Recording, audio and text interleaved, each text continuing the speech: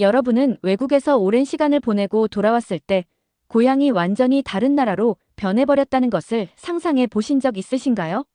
베트남에서 태어나 한국으로 유학 간 그가 4년 만에 고향 하노이로 돌아왔을 때 그는 자신이 잘못된 비행기를 탔다고 생각했습니다.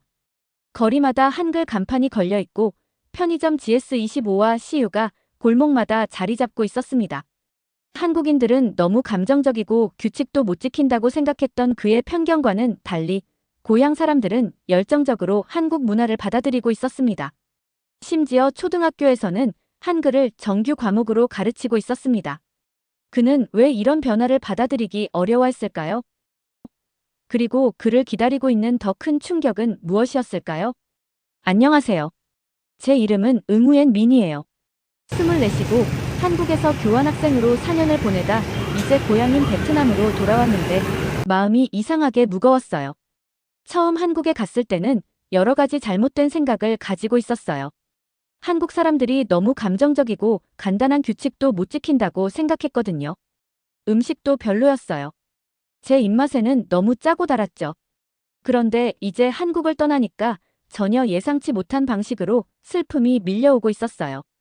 비행기가 멈추고 사람들이 일어나기 시작하자 좌석 아래에서 작은 배낭을 꺼내고 있었어요. 손이 살짝 떨리고 있었죠. 한국에서 지내는 동안 저는 변했는데 베트남도 변했을까요? 공항을 걸어가면서 예전보다 한국 간판이 더 많아진 것을 눈치채고 있었어요. 출구 근처에는 삼성 매장이 밝게 빛나고 있었고 한 벽면에는 한국 드라마 포스터가 걸려 있었죠. 작은 변화였지만 놀라웠어요. 밖으로 나오자 하노이의 뜨겁고 습한 공기가 따뜻한 수건처럼 얼굴을 감싸고 있었어요. 깊게 숨을 들이쉬었죠. 길거리 음식, 오토바이 배기가스, 열대 꽃냄새. 익숙한 냄새였지만 뭔가 달라진 느낌이 들고 있었어요. 택시를 찾아 트렁크에 가방을 넣었어요. 친절한 눈빛과 낡은 가죽 재킷을 입은 나이 지긋한 기사님이 백미러로 저를 바라보며 미소 짓고 있었습니다. 어디로 가실 건가요? 기사님이 물었어요. 저는 구시가지에 있는 어머니 주소를 알려드렸죠. 공항을 떠나면서 기사님이 다시 저를 힐끗 보셨어요. 어디서 돌아오시는 길인가요? 한국이요. 조용히 대답했어요. 거기서 공부하고 있었어요. 기사님이 관심을 보이며 고개를 끄덕이셨어요. 요즘은 하노이 차량의 절반이 현대차나 기아차예요. 한국 차가 이제 정말 많아졌어요. 창밖을 바라보니 정말 그랬어요. 세련된 현대차와 실용적인 기아차들이 도로를 가득 메우고 있었어요. 이상했지만 예상과 달리 뭔가 매력적인 광경이었죠. 택시가 도시로 향하는 큰 도로로 접어들자 정말 큰 충격을 받았어요. 도로 표지판이 한글로 되어 있었어요. CU, GS25, 이마트24. 모든 한국 편의점 로고들이 어두워지는 하늘 아래 밝게 빛나고 있었죠. 한 지역 카페는 백다방 간판을 걸어두고 있었고 작은 식당에는 떡볶이, 순대, 김밥이라고 한글로 쓰인 메뉴판이 있었어요. 여기가 정말 하노이인가요? 별 의미 없이 물어보고 있었어요. 기사님이 웃으셨어요. 한국 기업들이 들어오면서 이 지역 전체가 한국 거리처럼 변했어요. 도시 안쪽으로 더 들어갔어요. 한 블록마다 이전 블록보다 더 많은 한국적 영향이 보이고 있었죠. 한국식 BBQ 식당 간판, 한국 화장품 가게, 심지어 파리바게트라는 한국식 베이커리까지 있었어요. 혼란스러웠어요. 4년 전에 떠난 도시는 이런 모습이 아니었거든요. 제 기억 속의 하노이는 프랑스 식민지 시대 건물과 전통적인 베트남 시장이 있는 곳이었어요.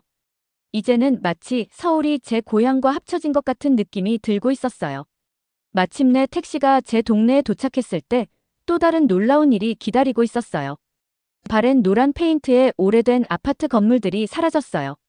그 자리에는 현대 힐스 레지던스라는 현대적인 한국식 아파트 단지가 대리석, 바닥과 제복을 입은 경비원들과 함께 서 있었죠. 도착했습니다. 기사님이 가방을 꺼내주시며 말씀하셨어요. 인도에 서서 새 건물들을 바라보고 있었어요. 지나가자 경비원이 살짝 고개를 숙여 인사했는데 이것도 이제 하노이에서 자연스러워 보이는 또 다른 한국 습관이었죠. 여기가 베트남인가, 한국인가? 혼잣말을 하고 있었어요. 전화기를 꺼내 지도 앱을 열었어요. 디지털 지도에 있는 상점 이름조차 베트남어와 한국어로 함께 표시되어 있었죠. 깊게 숨을 들이쉬고 어머니의 아파트로 걸어갔어요. 머릿속에는 수많은 질문이 맴돌고 있었죠. 베트남이 어떻게 이렇게 많이 바뀌었을까? 왜 한국 문화가 여기저기에 있는 걸까? 그리고 왜 이 모든 한국적 영향을 보는 게 이렇게 이상한 기분이 들게 하는 걸까? 어머니의 문을 두드리며 아내는 또 어떤 놀라움이 기다리고 있을지 궁금해하고 있었어요. 집으로 돌아오는 여정은 이제 막 시작했지만 제가 떠난 베트남과 지금 돌아온 베트남이 같지 않다는 것을 이미 느낄 수 있었어요. 그리고 아마도 저 역시 예전과 같은 사람이 아니었을 거예요. 어머니가 환한 미소를 지으며 문을 열어주셨어요. 하노이에 도착한 이후 처음으로 정말 익숙한 얼굴이었죠. 어머니는 저를 따뜻하게 안아주셨고 저는 그 향기를 맡고 있었어요. 제스민과 뭔가 딱 집어낼 수 없는 향기가 섞여 있었죠. 민, 드디어 집에 왔구나. 어머니가 제 가방을 받아들며 말씀하셨어요. 저는 호기심 가득한 눈으로 둘러보며 아파트 안으로 따라 들어갔어요. 가구는 대부분 그대로였어요. 하지만 뭔가 냄새가 달랐어요. 아주 달랐죠. 제 코에 부엌에서 나는 분명한 냄새가 들어오고 있었어요. 예상했던 전통 베트남 향. 생선 소스나 레몬그라스 같은 게 아니었어요. 대신 맵고 진하고 어쩐지 한국적인 냄새였죠. 식탁으로 걸어가다 놀라서 멈췄어요. 식탁에는 베트남 음식이 아니라 서울에서 지내는 동안 잘 알게 된 요리들이 놓여 있었거든요. 불고기, 잡채, 그리고 김치찌개가 김이 모락모락 나고 있었어요. 엄마, 이게 한국 음식이에요? 혼란스러움을 감추지 못하며 물어봤어요. 어머니는 빨간 찌개를 저으며 자랑스럽게 미소 짓고 계셨어요. 냄비에서 김이 올라와 매운 향이 방 안에 퍼지고 있었죠. 국물 위에 김치 조각들이 떠 있었는데 그 선명한 빨간색이 꼭 한국에서 먹었던 찌개와 똑같아 보였어요. 요즘은 한국 음식이 인기가 많아. 어머니가 설명하셨어요. 우리 동네 엄마들이 다 만들어. 유튜브로 배우고 시장에서 특별한 재료도 샀어. 천천히 앉으며 이 새로운 정보를 받아들이려 노력하고 있었어요. 4년 전 한국으로 떠날 때만 해도 어머니는 스마트폰도 겨우 사용하셨는데 이제는 한국 요리 동영상을 보고 진짜 김치찌개를 만드신다고요? 하지만 이건 우리 음식이 아니잖아요. 숟가락을 집으면서도 조용히 말했어요. 찌개 맛은 서울에서 먹었던 것과 똑같았어요. 맵고 새콤하고 위로가 되는 맛이었죠. 어머니가 완벽하게 만드셨고 그 점이 저를 더 놀라게 하고 있었어요. 저녁 식사 후 어머니가 휴대폰을 보여주셨어요. 화면에는 집에서 만든 김치 사진을 공유하는 수십 명의 동네 여성들이 있는 단체 채팅방이 열려 있었죠. 그들은 발효 시간과 고추 비율에 대해 진지하게 토론하고 있었어요. 우리 대부분이 새로 생긴 슈퍼마켓에서 한국 재료를 사, 어머니가 설명하셨어요. 여자들이 자기 김치 레시피에 큰 자부심을 가지고 있어. 이 예상치 못한 문화적 변화를 이해하려고 귀에 깊게 듣고 있었어요. 제 논리적인 생각으로는 항상 한국 문화가 베트남에서 그저 지나가는 유행이라고 생각했거든요. 하지만 여기 우리 어머니는 마치 항상 우리 전통의 일부였던 것처럼 한국 음식을 만들고 계셨어요. 그날 밤 어린 시절 침대에 누워 제가 본 모든 것에 대해 생각하고 있었어요. 제가 없는 동안 베트남은 변했고 제가 원래 공부하러 한국에 갔던 바로 그 문화를 받아들이고 있었어요. 다음 날 아침 제 친구 린다가 찾아왔어요.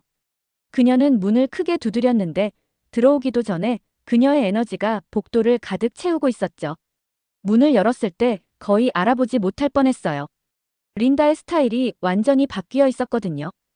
한글이 써진 오버사이즈 티셔츠에 와이드 청바지를 입고 서울에 인기 있는 여자아이들처럼 머리를 스타일링하고 있었어요. 심지어 화장도 한국식이었어요. 촉촉한 피부와 부드러운 분홍색 입술. 민. 그녀가 저를 꽉 안으며 외쳤어요. 드디어 집에 왔네. 린다는 항상 활기차고 트렌드에 민감했지만 이건 달랐어요. 마치 한국 패션 잡지에서 튀어나온 것 같은 모습이었죠. 보여줄 게 너무 많아. 그녀가 내 손을 잡아당기며 말했어요. 내가 없는 동안 하노이가 변했어. 어서 와. 우리는 길을 따라 밝은 녹색 간판이 있는 편의점으로 걸어갔어요. GS25. 안은 한국 매장과 똑같았어요. 레이아웃, 제품들, 심지어 셀프 계산대까지. 메뉴판에는 한국어가 먼저 표시되고 베트남어는 두 번째 언어로 나와 있었죠. 회사에서 이렇게 유지해, 린다가 설명했어요. 진짜 한국 경험을 유지하고 싶어 하거든. 진열대 사이를 걸으면서 이상한 데자뷰 느낌이 들고 있었어요. 여기 베트남에 돌아왔는데 한국을 떠올리게 하는 것들에 둘러싸여 있었거든요. 린다는 삼각 김밥을 집어 계산대에서 스캔했어요. 기계가 한국어로 먼저 인사한 다음 베트남어로 인사했죠. 그녀는 이것이 전혀 이상하지 않은 것처럼 보였어요. 이거 정말 놀랍지 않아? 그녀가 간식을 까며 물었어요. 우리가 이 모든 한국 문화를 이제 여기서 즐길 수 있잖아. 천천히 고개를 끄덕이며 여전히 모든 것을 받아들이고 있었어요. 제 일부는 이 문화적 변화에 저항하고 싶었어요. 왜 모든 게 그대로 있을 수 없을까? 왜 베트남이 한국 방식을 받아들여야 할까? 하지만 제가 4년 동안 한국에서 살았던 부분은 그 매력을 이해하고 있었어요. 한국 제품들은 잘 만들어졌어요. 한국 시스템은 효율적이었고, 한국 음식은 맛있었죠. 다시 거리로 나가면서 전에 놓쳤던 무언가를 알아차렸어요. 이 한국적 공간을 오가는 베트남 사람들이 혼란스러워 보이거나 어색해 보이지 않았어요. 그들은 편안해 보였고, 마치 이 혼합 문화가 그들에게 평범한 것이 된 것 같았죠. 한 노인이 어려움 없이 한국 빵을 사고 있었어요. 학교 아이들 무리가 아이스크림 값을 한국 숫자로 세고 있었고요. 젊은 커플이 한국 화장품 가게 앞에서 셀카를 찍고 있었죠. 이건 강제된 변화가 아니었어요. 사람들이 자발적으로 이 새로운 문화를 선택하고 있었던 거예요. 베트남 거리 모퉁이에서 행복하게 한국 간식을 먹고 있는 린다를 바라봤어요. 아마도 여기서 배울 만한 중요한 것이 있을지도 몰라요. 문화가 예상치 못한 방식으로 섞이고 변할 수 있다는 것에 대한 뭔가. 저는 베트남으로 돌아왔지만 또한 새로운 무언가로 들어섰어요. 베트남과 한국이 섞여 뭔가 다른 것을 만들어내는 곳. 아직 완전히 이해하지 못하는 무언가를 말이에요. 집에 돌아온 지 며칠 후 대학교 친구들과 다시 모이게 됐어요. 서울에 유행하는 카페와 똑같이 생긴 커피숍에서 만났는데요. 한국식 디저트와 음료가 있었어요. 친구들이 하나둘씩 도착하면서 저를 반갑게 안아주고 한국에 대해 질문하고 있었어요. 제가 기억하던 모습과는 달라 보였어요. 많은 친구들이 한국 패션 트렌드에 맞게 스타일을 바꿔놨더라고요. 남자애들은 깔끔하고 단순한 옷에 깨끗한 헤어컷을 하고 있었고, 여자애들은 부드러운 화장에 한국 브랜드 가방을 들고 있었죠. 제가 서울대학교에서 교환학생으로 있었다고 말하자 모든 게 바뀌었어요. 친구들의 눈이 새로운 존경심으로 커지고 있었죠. 그들은 제 이야기를 듣기 위해 몸을 앞으로 기울이고 있었어요. 한국 대학 생활에 대해 자세한 질문을 하고 있었고요. 민, 너 정말 운이 좋았다. 한 친구가 말했어요. 요즘 베트남 기업들은 한국에서 공부한 사람들만 고용하려고 해. 이 말이 저를 불편하게 만들고 있었어요. 저는 더 나은 직업을 얻기 위해 한국에 간 게 아니었거든요. 새로운 것을 배우고 경험하기 위해 간 거였죠. 하지만 이제 이력서에 서울대학교가 있다는 사실이 저에게 특별한 지위를 주는 것 같았어요. 이 변화에 대해 생각하며 커피를 천천히 마시고 있었어요. 이런 존경이 좋은 건가? 아니면 베트남이 한국의 영향에 너무 의존하게 되고 있는 건가? 다음 날 조카 광의 초등학교를 방문했어요. 누나가 광을 데려와 달라고 부탁했는데 저는 그의 학교가 궁금했거든요. 정문을 지나가면서 놀라운 것을 발견했어요. 베트남 국기 옆에 한국 국기가 걸려 있었죠. 컬러풀한 포스터에는 경복궁이나 남산타워 같은 한국 명소들이 그려져 있었고요. 건물 안에서는 복도가 한글 알파벳 카드로 장식되어 있었어요. 각 글자 옆에는 귀여운 그림이 붙어 있었죠. 광의 교실에 도착했을 때 선생님이 칠판에 한국어 단어를 쓰고 계셨어요. 학생들은 발음을 정확히 하려고 노력하며 단어를 조심스럽게 따라하고 있었죠. 우리는 이제 2년 동안 한국어를 정규 과목으로 가르치고 있어요. 수업이 끝난 후 선생님이 말씀하셨어요.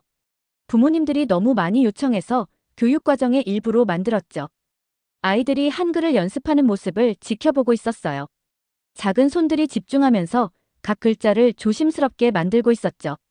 그들은 이 외국어를 배우는 것을 즐기는 것 같았어요. 저는 언젠가 서울에 있는 대학교에 가고 싶어요. 한 어린 여자아이가 깔끔하게 쓰인 한글로 가득한 공책을 보여주며 자랑스럽게 말했어요. 그녀의 눈은 제가 처음 한국에 도착했을 때 느꼈던 것과 같은 설렘으로 빛나고 있었어요. 이 어린 소녀는 이미 한 번도 가본 적 없는 나라에 대한 꿈을 가지고 있었죠. 그 주 후반에 예상치 못한 전화를 받았어요. 황레라는 지역 TV 프로듀서가 베트남에서의 한국 영향에 관한 다큐멘터리에 저를 인터뷰하고 싶어 했어요. 당신은 두 문화를 직접 경험했잖아요. 그가 설명했어요. 당신의 관점을 듣고 싶습니다. TV 스튜디오는 현대적이고 세련됐어요. 카메라가 황과 제가 이야기할 편안한 의자를 향해 있었고, 밝은 조명이 모든 것을 중요해 보이게 만들고 있었죠. 왜 베트남 사람들이 정부의 홍보 없이도 한국을 받아들였다고 생각하세요? 카메라가 돌아가기 시작하자 황이 물었어요. 대답하기 전에 신중하게 생각했어요. 이건 집에 돌아온 이후 관찰해온 것을 나눌 기회였거든요. 한국은 전쟁의 폐허에서 매우 빠르게 성공적인 나라가 됐어요. 제가 말했어요. 그 과정에서 만들어진 문화와 제품들이 자연스럽게 사람들을 끌어들였죠. 소비자들은 그 품질과 편리함을 경험한 후에 자발적으로 한국 물건들을 선택했어요. 인터뷰 후에 황은 그들이 촬영한 다른 부분들을 보여줬어요. 노인 남성이 한국산 전기장판이 추운 겨울을 나는데 어떻게 도움이 됐는지 설명하고 있었고, 젊은 부부는 한국 기술이 그들의 삶을 더 쉽게 만들었다며 스마트홈 시스템을 보여주고 있었죠. 이런 이야기들은 저에게 새로운 방식으로 변화를 이해하게 해줬어요. 사람들이 맹목적으로 트렌드를 따르는 게 아니라 그들에게 잘 맞는 것에 기반해 실용적인 선택을 하고 있었던 거예요. 그날 저녁, 예전 동네 공원을 방문했어요. 놀이터 기구가 컬러풀한 한국식 구조물로 바뀌어 있었죠. 아이들이 놀고 있는 동안 부모님들은 벤치에 앉아 있었는데, 많은 사람들이 한국 브랜드 로고가 있는 옷을 입고 있었어요. 전통 베트남 간식을 파는 노인이 메뉴에 한국 길거리 음식을 추가해 놓았더라고요. 농구장 근처에서는 10대들이 K-팝 댄스 동작을 연습하고 있었고요. 벤치에 앉아 이런 문화의 혼합을 보면서 제 이해가 깊어지고 있다고 느꼈어요. 한국의 영향이 베트남 문화를 지우는 게 아니라 새로운 걸 더하고 있었던 거죠. 사람들은 자신이 좋아하는 것을 취해 자신의 삶에 통합하고 있었어요. 한때 한국 사람들을 너무 감정적이고 무질서하다고 판단했던 것이 생각났어요. 이제 그런 판단이 얼마나 잘못됐는지 볼 수 있었죠.